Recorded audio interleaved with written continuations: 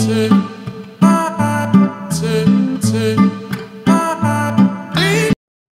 Friends, ఎలా ఉన్నారు? బాగున్నారు ఫ్రెండ్స్? మేమైతే బాగున్నాం. మీరు కూడా బాగున్నారు మనస్ఫూర్తిగా కోరుకున్నా ఫ్రెండ్స్. చూడండి, ఇప్పుడైతే మా పిల్లలతో కలిసి మేమైతే కొండకు వెళ్తున్నాము. చూసారు కదా, ఈ విధంగా అయితే ఘాట్ ఎక్కుతున్నాము. మా పిల్లలు అయితే పరిగెట్టి మరి ఎక్కుతున్నారు. నేను కొన్ని పళ్ళు చూపిస్తాను, ఆ పళ్ళు కూడా పేర్లు రాసున్నమాట. చూడండి, చాలా గట్టిగా అయితే దొరుకుతుంది ఆ పళ్ళు. వేసవి కాలంలో ఈ విధంగా దొరుకుతుంది మాకి. చూసారు కదా, పెద్ద బాటిల్తో అయితే నీటి పడుతున్నాము. ఎక్కడ పళ్ళు దొరుకుతుందని ఎత్తుకుంటూ వెళ్తున్నాం అనమాట.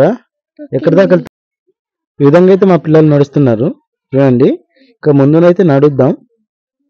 ఎక్కడ దొరుకుతాయో అదైతే చూపిస్తాను.